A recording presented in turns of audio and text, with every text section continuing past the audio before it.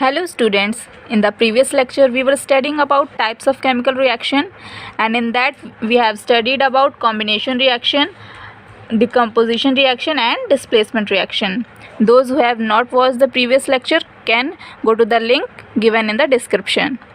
So now we are moving to the next type of reaction, that is double displacement reaction.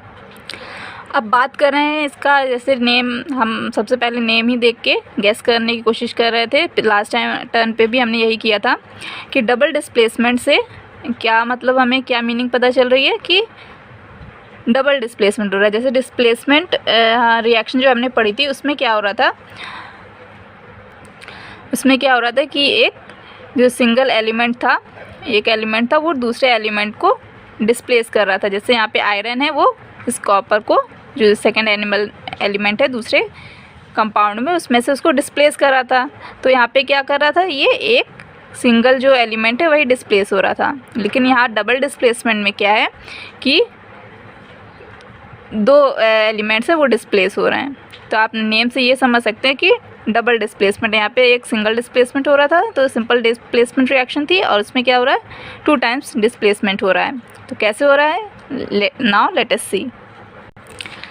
जैसे कि इसका name displacement reaction, हमने कहा कि 2 times displacement हो रहा है। मीन्स जैसे यहाँ पे हम एग्जांपल पहले देख लेते हैं। एग्जांपल में हमने क्या यहाँ पे है, सोडियम Na2SO4 है और BaCl2 है। तो इसमें क्या हो रहा है कि यहाँ से सोडियम यहाँ से डिस्प्लेस होके इधर जा रहा है, जो कि यहाँ पे NaCl बन गया, और जो बेरियम है वो यहाँ से डिस्प्लेस होके सल्फेट के साथ जॉइन हो जा रहा है। मीन्स दोनों आपस में जो कंपाउंड्स हैं उनके जो आयंस हैं वो क्या कर रहे हैं, डिस्प्लेस हो रहे हैं। तो इसीलिए इसको क्या कह रहे हैं, डबल डिस्प्लेसमेंट रिएक्शन। तो एक तरीके से डबल डिस्प्लेसमेंट रिएक्शन हम बोल रहे हैं, और इसमें एक तरीके से देखा जाए तो क्या हो रहा है, एक्सचेंज ऑफ आयंस हो रहा है रिएक्टेंट्स के बीच में। जो हमारे रिएक्टेंट्स हैं sodium sulphate and barium chloride, तो इसमें क्या हो रहा है कि एक्सचेंज ऑफ आयंस, मीन्स जो आयंस है, सोडियम आयन है, सल्फेट आयन है, यहाँ पे बेरियम आयन है और क्लोराइड आयन है, इनके बीच आपस में क्या हो जा रहा है, एक्सचेंज हो जा रहा है, आयंस एक्सचेंज हो जा रहे हैं। यहाँ पे सल्फेट के साथ अगर हम पॉजिटिव आयन देखें तो क्या है, सोडियम, और यहाँ पे जब हमने प्रोडक्ट में देखा तो क्या हो जा रहा है, सल्फेट के साथ सोडियम की जगह पे क्या हो गया, बेरियम आके लग गया। मीन्स ये आपस में क्या कर रहे हैं, आयंस को एक्सचेंज कर रहे हैं। तो इसलिए इस रिएक्शन में क्या हो रहा है, एक्सचेंज ऑफ आयंस। तो हम ये याद रख सकते हैं, डबल डिस्प्लेसमेंट में क्या हो रहा है, 2 टाइम्स डिस्प्लेसमेंट हो रहा है। मीन्स दोनों जो कंपाउंड्स हैं उसके आयंस क्या हो रहे हैं, डिस्प्लेस हो जा रहे हैं, इधर का इधर हो जा रहा है और इधर का इधर हो जा रहा है। मीन्स डबल डिस्प्लेसमेंट हो रहा है, जिसको हम ये भी कह सकते हैं कि एक्सचेंज ऑफ आयंस हो रहा है बिटवीन द रिएक्टेंट्स। तो अगर हमें इसकी डेफिनेशन लिखनी हो तो हम क्या कहेंगे, the reactions in which there is an exchange of ions between the reactants is called double displacement reaction. ठीक है, तो इसके एग्जाम्पल में हम ये लिख सकते हैं, एग्जाम्पल कि sodium sulphate and barium chloride की रिएक्शन हुई है, आपस में दोनों रिएक्ट करते हैं तो क्या बनेगा, barium sulphate, means ions exchange, sodium इधर से इधर लग गया और बेरियम इधर चला गया, एंड यहाँ पे क्या हो गया, NaCl। अब ये रिएक्शन बैलेंस्ड है कि नहीं है, तो इसको आप बैलेंस कर सकते हैं। कैसे बैलेंस करेंगे, यहाँ पे हम देख रहे हैं सोडियम यहाँ पे 2 हैं और यहाँ पे 1 ही है, तो यहाँ पे भी 2 होने चाहिए थे, तो इसलिए हमने यहाँ पे 2 लगा दिया। अब यहाँ पे अब ये रिएक्शन बैलेंस हो गया, यहाँ सोडियम 2 हो गए, क्लोराइड भी 2 हो गए, यहाँ पे भी क्लोराइड 2 होने चाहिए थे, 2 क्लोराइड हो गए, बेरियम सिंगल है, यहाँ पे बेरियम सिंगल है, सल्फेट एंड सल्फेट। तो हमेशा जब भी आप रिएक्शन लिखें तो ये आपको देखना है कि वो बैलेंस्ड रिएक्शन हमें लिखनी है एग्ज़ाम में। ठीक है, और यहाँ पर हमें ये साइन जो दिख रहा है, ये साइन किस चीज़ का है, ये प्रेसिपिटेशन का साइन है। ये साइन अगर कहीं पे भी आपको दिखे तो ये प्रेसिपिटेशन का, अगर अपसाइड एरो दिखेगी तो वो कोई गैस इवॉल्व हो रही है, लास्ट टर्न पे बताया था, और सेम अगर डाउनवर्ड एरो दिखेगा तो ये होता है प्रेसिपिटेट शो करने का। यहाँ पे बेरियम सल्फेट क्या है, as a white precipitate reaction में प्रोड्यूस हो रहा है। प्रेसिपिटेट का मतलब ये होता है कि अगर कोई सब्सटेंस उस रिएक्शन में फॉर्म हो रहा है और वो वाटर जो भी सॉल्यूशन है उसमें सॉल्युबल नहीं है, इनसॉल्युबल है। अगर वो इनसॉल्युबल होता है तो वो एज अ प्रेसिपिटेट नीचे क्या होता है, टेस्ट ट्यूब में अगर हम रिएक्शन कर रहे हैं तो नीचे कलेक्ट हो जाता है और वो सॉल्युबल नहीं होता, तो इसलिए हमें वो एज अ सस्पेंडेड फॉर्म में हमें वो नीचे दिखता है। तो इसीलिए उसको हम क्या बोलते हैं, प्रेसिपिटेट। ये वाइट कलर का हमें प्रेसिपिटेट फॉर्म में मिलता है रिएक्शन, इस रिएक्शन होने पे, ठीक है। तो ऐसी रिएक्शंस जिनमें क्या हो, प्रेसिपिटेट फॉर्म हो, तो उनको क्या कहते हैं, प्रेसिपिटेशन रिएक्शन। जैसा ये रिएक्शन है डबल डिस्प्लेसमेंट रिएक्शन तो है ही है, इसके साथ साथ क्योंकि इसमें क्या हो रहा है, प्रेसिपिटेट फॉर्म हो रहा है, तो इसलिए ये प्रेसिपिटेशन रिएक्शन भी है। तो the reaction that gives a precipitate are known as precipitation reactions. अब इसी प्रेसिपिटेशन रिएक्शन का एक और एग्जाम्पल हम ले सकते हैं, या डिकम्पोजिशन रिएक्शन का भी एग्जाम्पल है। तो ये क्या है, लेड नाइट्रेट प्लस हमने क्या लिया, potassium iodide, lead nitrate and potassium iodide की रिएक्शन की। आपस में क्या हो रहे हैं, आयंस एक्सचेंज हुए हैं। पोटेशियम यहाँ पे आयोडाइड के साथ लगा हुआ था, तो यहाँ पे क्या हो गया, नाइट्रेट के साथ लग गया, और यहाँ पे ये पीबी यहाँ नाइट्रेट के साथ था, तो ये आके आयोडाइड के साथ लग गया, तो ये लेड आयोडाइड बन गया और पोटेशियम नाइट्रेट बन गया। अब तो ये भी क्या है, एक डबल डिस्प्लेसमेंट रिएक्शन है, उसका एग्जाम्पल है, तो ये भी लिख सकते हैं। और साथ में क्या है, प्रेसिपिटेशन रिएक्शन भी है, क्योंकि यहाँ पे जो लेड आयोडाइड है वो एज अ प्रेसिपिटेट फॉर्म हो रहा है रिएक्शन में, जो कि येलो कलर का होगा। ये आपको फर्स्ट लेक्चर में भी ये रिएक्शन एज अ एग्जाम्पल में बताई थी।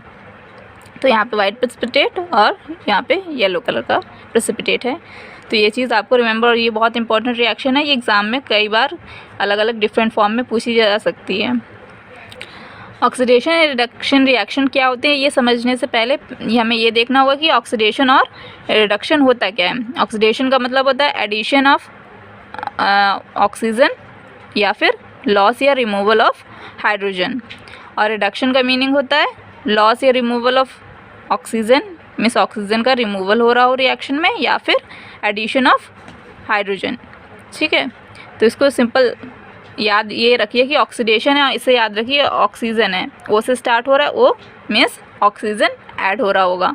ऑक्सीजन ऐड हो रहा होगा तो उसका ऑपोजिट चीज़ क्या है, या तो ऑक्सीजन ऐड हो रहा है या फिर हाइड्रोजन रिमूव हो रहा होगा। मीन्स अगर ऑक्सीजन है उसका ऑपोजिट होगा हाइड्रोजन, तो हाइड्रोजन रिमूव हो रहा होगा या फिर एडिशन ऑफ या ऑक्सीजन हो रहा होगा, ठीक है। तो उसको क्या कहते हैं, ऑक्सीडेशन। और रिडक्शन की बात करें, रिडक्शन में क्या होगा, जब भी रिडक्शन होगा उसमें क्या होगा, एडिशन ऑफ हाइड्रोजन, यहाँ पे एडिशन ऑफ हाइड्रोजन। ये तो आप किसी एक इसके फॉर्मेट में याद रखिए। अगर एडिशन से याद रख रहे हैं तो एडिशन से याद रखिए, अगर रिमूवल से याद रख रहे हैं तो रिमूवल से याद रखिए। एक पॉइंट को आप रिमेंबर रखिए। तो अगर एडिशन याद रख रहे हैं तो आप ये याद रखिए कि एडिशन ऑफ ऑक्सीजन होता है, और बाकी उसके ऑपोजिट हाइड्रोजन के लिए केस हो जाएगा। और रिडक्शन में इतना याद रखिए कि एडिशन ऑफ हाइड्रोजन हो रहा है, एडिशन ऑफ हाइड्रोजन हो रहा है तो ऑक्सीजन का जो भी होगा उस रिएक्शन में वो इसके ऑपोजिट होगा। मीन्स यहाँ एडिशन हो रहा है तो रिमूवल या फिर रिमूवल हो रहा होगा ऑक्सीजन का, ठीक है। तो ऑक्सीडेशन एंड रिडक्शन ये होगा, या तो gain and addition of oxygen हो रहा होगा या फिर लॉस और रिमूवल ऑफ हाइड्रोजन। और रिडक्शन में रिमूवल ऑफ ऑक्सीजन होता है और एडिशन ऑफ हाइड्रोजन होता है। जैसे इसके एग्जाम्पल में ये दिया हुआ है, यहाँ पे कॉपर दिया हुआ है, कॉपर है, इसके साथ हमने ऑक्सीजन की रिएक्शन की तो ऑक्सीजन इसके साथ क्या हो जा रहा है, ऐड हो जा रहा है। हीट हमने दिया, हीट प्रोवाइड करने पे दोनों क्या हो जा रहे हैं, ऐड होने के बाद क्या बन गया, कॉपर ऑक्साइड। तो ये इसमें क्या हो रहा है, ऑक्सीजन इसके साथ ऐड हो गया, तो ये क्या हो गई, इसलिए ये क्या हो रहा है, यहाँ पे ऑक्सीडेशन है। तो ये ऑक्सीडेशन है। यहाँ पे अगर हम देख रहे हैं तो यहाँ कॉपर ऑक्साइड है प्लस H2 किया, H2 करने पे यहाँ पे जब ये एक्शन हुई तो यहाँ पे कॉपर अलग हो गया, तो इसमें से क्या हुआ, इस कॉपर में से ये जो ऑक्सीजन था वो क्या हो गया, यहाँ पे क्या हो जा रहा है, रिमूव हो गया। मीन्स रिमूवल ऑफ ऑक्सीजन हो गया ना, ये वाला पार्ट। यहाँ से हमने कॉपर को अगर हम देख रहे हैं, कॉपर ऑक्साइड को देखने पे यहाँ पे इसके साथ ऑक्सीजन लगा हुआ था, लेकिन यहाँ पे क्या हो जा रहा है, ऑक्सीजन रिमूव हो गया, और removal of oxygen that is reduction. तो यहाँ पे कॉपर का क्या हो गया है, रिडक्शन हो गया। तो इसको हम यहाँ पे क्या कहेंगे कि कॉपर ऑक्साइड का रिडक्शन हो रहा है। और साथ में यहाँ पे अगर हम हाइड्रोजन को देखें तो ये हाइड्रोजन क्या है, हाइड्रोजन के साथ यहाँ पे ऑक्सीजन लग गया है, तो इस हाइड्रोजन का क्या हो जा रहा है, क्योंकि एडिशन ऑफ ऑक्सीजन हुआ है हाइड्रोजन में क्या हुआ है, addition of oxygen. Addition of oxygen क्या होता है, ऑक्सीडेशन। तो मिस इस H2 का क्या हो गया है, यहाँ पे ऑक्सीडेशन हो गया है। तो इस रिएक्शन में क्या हो रहा है, मीन्स एक जो रिएक्टेंट है उसका रिडक्शन हो रहा है और एक रिएक्टेंट का ऑक्सीडेशन हो रहा है। Means both oxidation and reduction are going in the reaction. तो ऐसी रिएक्शंस, जैसे कि ये रिएक्शन दी हुई है, अगर उसमें एक रिएक्टेंट क्या हो रहा हो, ऑक्सीडाइज हो रहा हो, और जो अदर रिएक्टेंट है वो क्या हो रहा हो, रिड्यूस हो रहा हो, तो ऐसी रिएक्शंस को क्या कहते हैं, ऑक्सीडेशन रिडक्शन रिएक्शंस या फिर रिडॉक्स रिएक्शंस। ठीक है, तो यही है oxidation and reduction reaction. Means कोई ऐसी रिएक्शन जिसमें ऑक्सीडेशन एंड रिडक्शन क्या है, साइमल्टेनियसली हो रहा हो, मीन्स एक साथ हो रहा हो। एक सब्सटेंस है, मीन्स एक रिएक्टेंट है उसका ऑक्सीडेशन हो रहा है और दूसरा जो रिएक्टेंट है उसका रिडक्शन हो रहा है। तो ऐसी रिएक्शन उनको क्या कहते हैं, oxidation reaction reduction reaction. Means दोनों चीज़ें हो रही हैं, ऑक्सीडेशन भी हो रहा है और रिडक्शन भी हो रहा है, इसीलिए और उसको शॉर्ट में हम रिडॉक्स रिएक्शन भी कहते हैं। RE stands for reduction and RED stands for reduction and OX stand for oxidation. तो इसलिए इसको मिक्स करके दोनों का शॉर्ट में बोलते हैं रिडॉक्स रिएक्शंस भी बोलते हैं। इसी के और एग्जांपल्स अगर हम देखें तो जैसे जिंक ऑक्साइड प्लस यहाँ कार्बन है, यहाँ से तो क्या बन गया, zinc plus carbon monoxide CO बन गया। यहाँ पे क्या है, जिंक से ऑक्सीजन निकल गया, ऑक्सीजन रिमूव हो गया है, दैट मीन्स इसका क्या हो गया, रिडक्शन हो गया। और यहाँ पे कार्बन के साथ ऑक्सीजन ऐड हो गया है, तो मीन्स ऑक्सीडेशन हो गया कार्बन का। तो यहाँ पे जिंक का क्या हो रहा है, रिडक्शन हो रहा है, और कार्बन का क्या हो रहा है, ऑक्सीडेशन हो रहा है। इसी तरह नेक्स्ट रिएक्शन है मैंगनीज ऑक्साइड में, मैंगनीज डाइऑक्साइड में, तो इसमें क्या हो रहा है, MnO2 प्लस HCl। यहाँ से क्या हो रहा है, ऑक्सीजन इसमें यहाँ पे रिमूव हो गया मैंगनीज से, तो ये क्या है, ऑक्सीजन का रिमूवल हो रहा है, that means it is reduction. और यहाँ पे हाइड्रोजन के साथ क्या हो रहा है, यहाँ पे ऑक्सीजन लग गया है, addition of oxygen, that is oxidation. ठीक है, तो हमें सिंपल से ये देखना है कि जो भी आपका कंपाउंड होगा, अगर आपको ये पहचानना है कि ऑक्सीडेशन रिडक्शन हो रहा है और किस सब्सटेंस का, मीन्स किस रिएक्टेंट का ऑक्सीडेशन हो रहा है और किसका रिडक्शन हो रहा है, तो हमें ये देखना है कि जो प्रोडक्ट में क्या हो जा रहा है। अगर प्रोडक्ट में ऑक्सीजन रिमूव हो गया मीन्स उसका रिडक्शन हुआ है, और प्रोडक्ट में अगर ऑक्सीजन लग गया तो दैट मीन्स उसका रिडक्शन हो रहा है, और ऐसे अगर ऑपोजिट हो रहा है तो वाइस वर्सा हो जाएगा। ठीक है, तो यही चीज़ हमें देखना है कि ऑक्सीजन इसमें ऐड हो रहा है या रिमूव हो रहा है, यही हमें देखना है। उससे हमें पता चल जाएगा कि किस रिएक्टेंट का ऑक्सीडेशन हो रहा है और किसका रिडक्शन हो रहा है।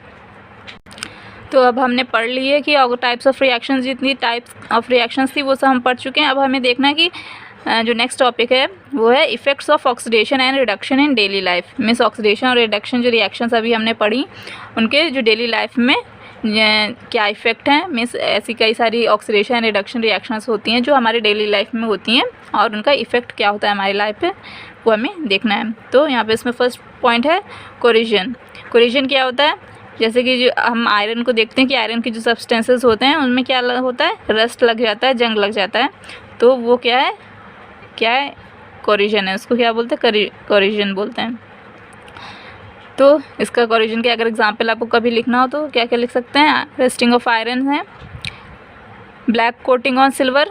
सिल्वर जो होता है उसमें भी हम देखते हैं कि जो सिल्वर के जो ज्वेलरीज होती हैं, सिल्वर की जो भी मटेरियल होता है उस पर क्या होता है कि अगर वो काफ़ी एक्सपोज्ड होता है एयर से या मॉइस्चर से, तो उसमें क्या होता है, ब्लैक कलर की कोटिंग आ जाती है, मीन्स वो ब्लैक हो जाता है, ब्लैकिश दिखने लगता है। मीन्स जब नया होता है तब तो हमें सिल्वर दिखता है, शाइनिंग दिखता है, लेकिन कुछ टाइम बाद क्या होता है, वो उसका कलर चेंज होके ब्लैक हो जाता है, तो एक लेयर ब्लैक कलर की उसके ऊपर फॉर्म हो जाती है, इसको क्या कहते हैं, कोरिजन।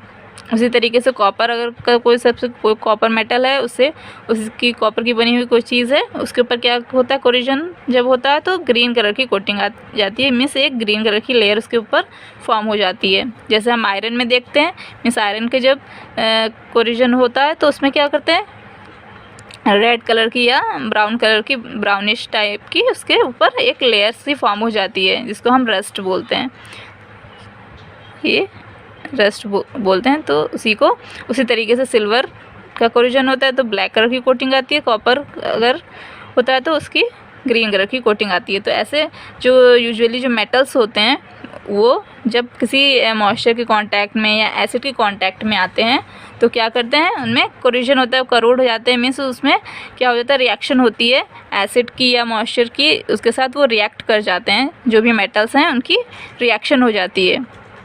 तो रिएक्शन जब हो जाते हैं तो उसके साथ जब रिएक्शन होने पे क्या होता है, एक कोई न्यू सब्सटेंस फॉर्म हो जाता है। जो न्यू सब्सटेंस फॉर्म होता है वो एज अ लेयर उस मेटल के ऊपर फॉर्म हो जाता है। इसकी वजह से क्या होता है, वो जो रियल जो मेटल है, जो एग्जैक्ट जो प्योर मेटल है वो क्या होता है, करोड होता है। मीन्स एक तरीके से उसकी क्वालिटी क्या होती है, ख़राब होने लगती है। मीन्स वो क्या होता है कि प्योर ना रह के उसमें कुछ ना डिफॉर्मेशन हो जाता है और मीन्स उसके जो न्यू सब्सटेंस फॉर्म हो जाता है और वो जो प्योर मेटल है वो नहीं रह जाता और न्यू सब्सटेंस उसके ऊपर फॉर्म होता रहता है। और धीरे धीरे जो अटैक ऑफ मॉइस्चर या एसिड होता है उसकी वजह से वो ख़राब होता जाता है।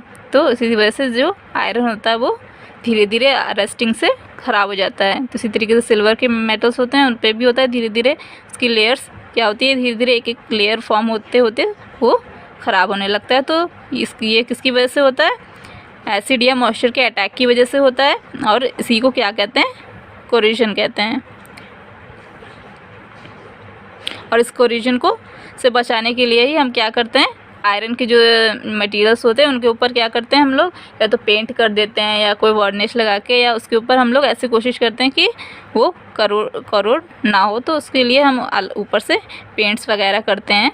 और जैसे कि जो हमारे से हम देते हैं जो मेटल के से आयरन के, हमारा कोई घर की कोई भी चीज़ बनी हुई है, गेट बना हुआ है, जिससे अगर हम बाहर अपने होम का घर का गेट ले लें, आयरन का बना होता है तो उसके ऊपर पेंट किया जाता है। तो पेंट इसीलिए किए जाते हैं आयरन की चीज़ों पे ताकि उसका करोजन ना हो और वो ख़राब ना हो। ठीक है,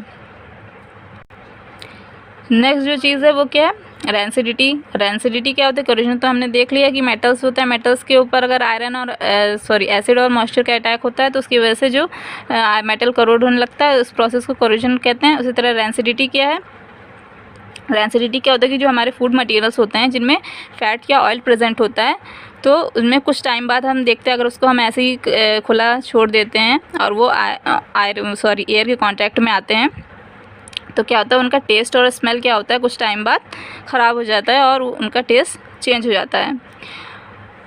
तो इसी को क्या कहते हैं, रेंसिडिटी कहते हैं। जो इसमें किस वजह से होता है कि जो हमारे फैट्स और ऑयल्स होते हैं वो ऑक्सीजन के कांटेक्ट में आने पे क्या हो जाते हैं, ऑक्सीडाइज हो जाते हैं।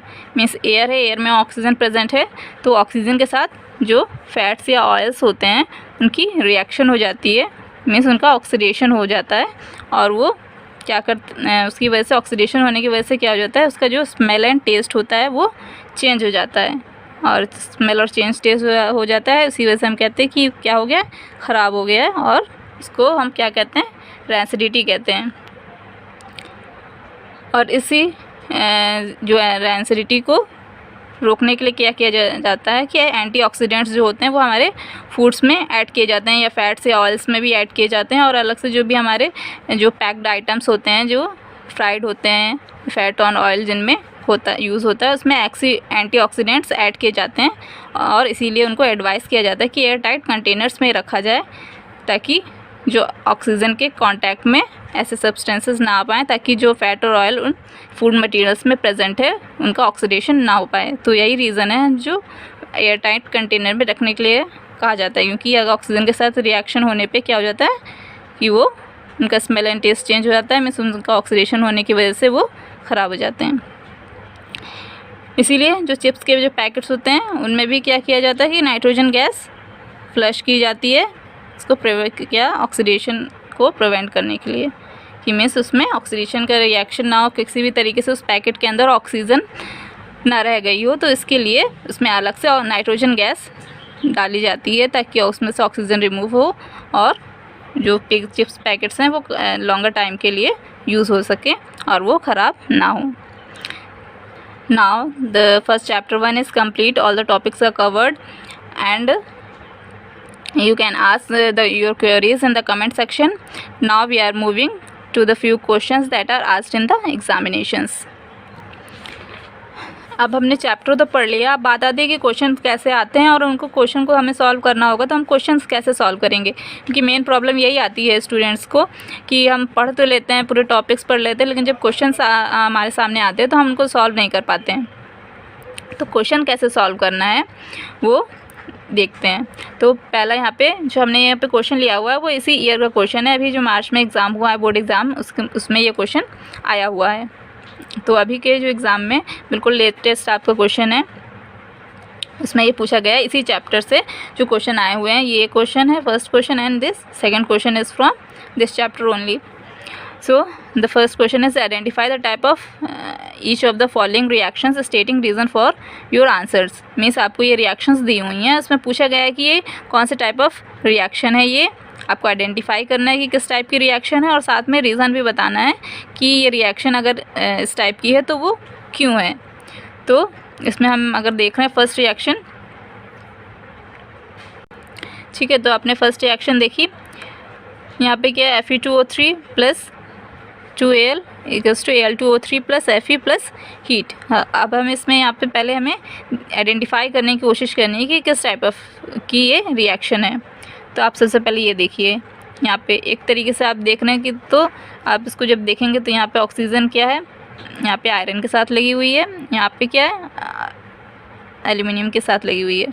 मीन्स यहाँ पे क्या है ऑक्सीजन यहाँ पे चेंज हो जा रही है, एक्सचेंज और यहाँ पे हो जा रही है। और साथ में यहाँ पे हम देख रहे हैं कि यहाँ एल्यूमिनियम एज सिंगल था और यहाँ पे आयरन सिंगल हो गया है। मीन्स यहाँ पे जब आयरन ऑक्सीजन के साथ लगा हुआ है और इस यहाँ पे आने पे क्या हो जा रहा है, इसमें से ऑक्सीजन क्या हो गया है, रिमूव हो गया है। दिख रहा है यहाँ ऑक्सीजन क्या है, जो ऑक्सीजन है वो आयरन के साथ लगा हुआ है, लेकिन प्रोडक्ट में क्या हो गया, ऑक्सीजन यहाँ पे रिमूव हो गया है। मीन्स इसमें से क्या हो रहा है, ऑक्सीजन का रिमूवल हुआ। अभी हमने पढ़ा है ऑक्सीजन का रिमूवल होता है तो क्या होता है, रिडक्शन। ठीक है, तो यहाँ पे आयरन का क्या हो जा रहा है, रिडक्शन हो गया। और अब यहाँ पे हम एल्यूमिनियम के देख रहे हैं, यहाँ एल्यूमिनियम यहाँ पे ऐसे ही सिंगल था और यहाँ पे आने पे क्या हो जा रहा है, इसमें ऑक्सीजन ऐड हो गया है। एल्यूमिनियम के साथ क्या हो गया, ऑक्सीजन ऐड हो गया है। तो ऑक्सीजन का एडिशन हो रहा है, तो that means it is oxidation. तो अब हमें इस रिएक्शन को देखने पे ये पता चल गया कि यहाँ पे आयरन का क्या हो जा रहा है, रिडक्शन हो रहा है, और एल्यूमिनियम का क्या हो रहा है, ऑक्सीडेशन हो रहा है। Means oxidation and reduction simultaneously इस रिएक्शन में हो रहे हैं। दैट मीन्स ये किस टाइप ऑफ की रिएक्शन है, ये रिडॉक्स रिएक्शन है। ठीक है, तो ये रिडॉक्स रिएक्शन है और साथ में हमें ये दिख रहा है कि इसमें हीट भी इवॉल्व हो रही है। ठीक है, हीट इवॉल्व हो रही है, आपको यहाँ पे प्रोडक्ट में दिख रहा है, तो हीट इवॉल्व हो रही है, तो रिडॉक्स रिएक्शन है। और साथ में इसके साथ क्या है, हमने पढ़ा हुआ था आपके प्रीवियस लेक्चर्स में आप पढ़ चुके हैं कि जिस ऐसी रिएक्शन जिनमें हीट इवॉल्व होती है वो क्या होते हैं, एक्सोथर्मिक रिएक्शन होते हैं। तो इसीलिए ये एक्सोथर्मिक भी है। तो किस टाइप ऑफ रिएक्शन है, redox reaction plus exothermic reaction है। तो आपको ये रीज़न भी देना होगा रिडॉक्स रिएक्शन क्यों है, क्योंकि इसमें इसका एल्यूमिनियम का ऑक्सीडेशन हो रहा है और आयरन का रिडक्शन हो रहा है, इसलिए ये रिडॉक्स रिएक्शन है। और एक्सोथर्मिक रिएक्शन इसलिए है क्योंकि यहाँ पे हीट इवॉल्व हो रही है। तो ये रीज़न भी आपको साथ में देना है। इसी तरीके से नेक्स्ट रिएक्शन, ये तो अभी हमने पढ़ी, जो अभी हमने प्रीवियस में एग्जांपल बताया था, हमने जो डबल डिस्प्लेसमेंट रिएक्शन पढ़ी हुई है उसी का एग्जांपल है lead nitrate plus KI PbI2 plus KNO3। इसमें क्या हो जा रहा है, आयंस का एक्सचेंज हो रहा है। यहाँ पे नाइट्रेट यहाँ पे KI पोटेशियम के साथ लग गया और यहाँ पे जो लेड है वो यहाँ आके आयोडाइड के साथ लग गया। मीन्स यहाँ पे क्या हो गया, आयंस का एक्सचेंज हो रहा है, जो अभी हमने एग्जांपल पढ़ा था। तो ये कौन सी रिएक्शन है, ये डबल डिस्प्लेसमेंट रिएक्शन है, डबल डिस्प्लेसमेंट रिएक्शन है। ठीक है, और साथ में क्योंकि हमें ये पता है ये प्रेसिपिटेट यहाँ पे फॉर्म होता है, ये हम पढ़ चुके हैं, हमें पता है कि इसका प्रेसिपिटेट बनता है। तो that means it is also a precipitation reaction. तो ये double displacement plus precipitation reaction और ये रिडॉक्स प्लस एक्सोथर्मिक रिएक्शन। यहाँ पे क्या हो रहा है, जिंक कार्बोनेट है और ये ZNO बना और ये कार्बन डाइऑक्साइड। मीन्स एक सिंगल रिएक्टेंट से दो प्रोडक्ट फॉर्म हो रहे हैं। तो ऐसी रिएक्शन हम पढ़ चुके हैं कि अगर सिंगल रिएक्टेंट से मोर देन वन प्रोडक्ट बनता है तो वो क्या होती है, डिकम्पोजिशन रिएक्शन। मीन्स एक सिंगल रिएक्टेंट से अगर मोर देन वन प्रोडक्ट्स बनते हैं तो वो मीन्स डिकम्पोज हो रहा है, मीन्स ये ब्रेक हो जा रहा है, तो इसलिए इसको क्या कहते हैं, डिकम्पोजिशन रिएक्शन। तो डिकम्पोजिशन रिएक्शन है। और साथ में हम यहाँ पे देख रहे हैं यहाँ हीट लिखा हुआ है, मीन्स इसमें इस रिएक्शन में हीट कंज्यूम हो रही है, ठीक है, हीट लग रही है, अलग से हमें देनी पड़ रही है, तो मीन्स हीट कंज्यूम हुई, that means it is endothermic. Heat use हो रही है, हीट उस रिएक्शन में यूज़ हो रही है, इसलिए ये क्या है, डिकम्पोजिशन प्लस एंडोथर्मिक रिएक्शन। तो ये आपको रीज़न देना होगा। तो अब रीज़न के साथ आप ये बताइए कि किस टाइप ऑफ रिएक्शन है। तो this is the answer for this reaction. इसी तरीके से जो नेक्स्ट क्वेश्चन है, strong heating of ferrous sulphate leads to the formation of a brown solid and two gases, this reaction can be categorised as. अब इसमें पूछा गया है कि फेरस सल्फेट है, उसको अगर हम हीट कर रहे हैं, फेरस सल्फेट को, फेरस सल्फेट मतलब FeSO4, ठीक है, FeSO4 को अगर हम हीट करते हैं तो क्या होता है, एक ब्राउन कलर का सॉलिड फॉर्म होता है और 2 गैसेस फॉर्म होती हैं। तो ये रिएक्शन आप प्रीवियस लेक्चर में आप जाके देख सकते हैं, ये रिएक्शन पढ़ाई हुई है। ये रिएक्शन थी डिकम्पोजिशन रिएक्शन की, कि एक सिंगल, जैसे कि यहाँ पे ये दिया हुआ एक सिंगल जो हमारा रिएक्टेंट था वो ब्रेक हो रहा था, उसी तरीके से यहाँ पे भी तो हो रहा है। फेरस सल्फेट है, एक सिंगल ही रिएक्टेंट है, उसको सिंपली हीट किया गया है और वो 3 प्रोडक्ट्स फॉर्म कर रहा है, कि 2 गैसेज हैं जिनमें से और एक सॉलिड है, मीन्स ये क्या हो रहा है, डिकम्पोज हो रहा है, 3 कंपाउंड्स में डिकम्पोज हो जा रहा है। तो ये क्या है, डिकम्पोजिशन रिएक्शन है। तो ये चीज़ तो हमें पता चल गई, डिकम्पोजिशन रिएक्शन है। तो ये जो ये था ऑब्जेक्टिव टाइप क्वेश्चन है, तो इसमें से हमें पहले देखना है। तो ये तो डिस्प्लेसमेंट तो ये हो ही नहीं सकता, हमने देख लिया कि एक सिंगल रिएक्टेंट से 3 प्रोडक्ट्स फॉर्म हो रहे हैं, that means it is the decomposition reaction. तो इन दोनों में से हो सकता है, तो डिकम्पोजिशन रिएक्शन होगी। और साथ में यहाँ पे देख रहे हैं कि स्ट्रॉन्ग हीटिंग हो रही है, मीन्स हम इसको हीट प्रोवाइड कर रहे हैं। इसमें क्या हो जा रहा है, हीट हम प्रोवाइड कर रहे हैं, जैसे कि हमने इस रिएक्शन में किया, हीट प्रोवाइड की। तो दैट मीन्स अगर हम हीट प्रोवाइड करते हैं तो वो क्या होती है, एंडोथर्मिक रिएक्शन होती है, जो डिकम्पोजिशन प्लस एंडोथर्मिक रिएक्शन है। यहाँ पे एक्चुअली जो क्वेश्चन में दिया हुआ है इसमें सही ऑप्शन नहीं दिया हुआ है, यहाँ पे एंडोथर्मिक होना चाहिए। तो ये एंडोथर्मिक रिएक्शन है। आप अपने बुक में भी जाके आप चेक कर सकते हैं, NCERT की बुक में आपको ये एग्जाम्पल गिवन है, डिकम्पोजिशन रिएक्शन हेडिंग के अंडर ये दिया हुआ है, ये रिएक्शन आपको गिवन है और उसमें ये दिया भी हुआ है कि this is an decomposition reaction and the endothermic reaction. तो ये ऑप्शन ही, ये चीज़ यहाँ पे रॉन्ग है, यहाँ पे एंडो होना चाहिए था, ये क्वेश्चन में रॉन्ग गिवन था एग्ज़ाम में, ठीक है। तो इस टाइप के क्वेश्चंस आते हैं जो कि आपको सॉल्व करने हैं। इसी तरीके से आप ट्राई कर सकते हैं, जो भी प्रीवियस ईयर के क्वेश्चंस हैं उनको सॉल्व कैसे किया जाएगा, और आपको आगे भी आपको बताया जाएगा कि कैसे क्वेश्चंस सॉल्व करने हैं। So this is all for today. We will study move to the next chapter, that is next chapter में हम पढ़ेंगे, हम इसके बाद जो नेक्स्ट चैप्टर जो आपकी बुक में दिया हुआ है वो नहीं पढ़ेंगे हम। इसके बाद जो हमारा नेक्स्ट चैप्टर है एसिड्स, बेसेस एंड सॉल्ट, लेकिन we will study the chapter number 5, that is periodic classification of elements.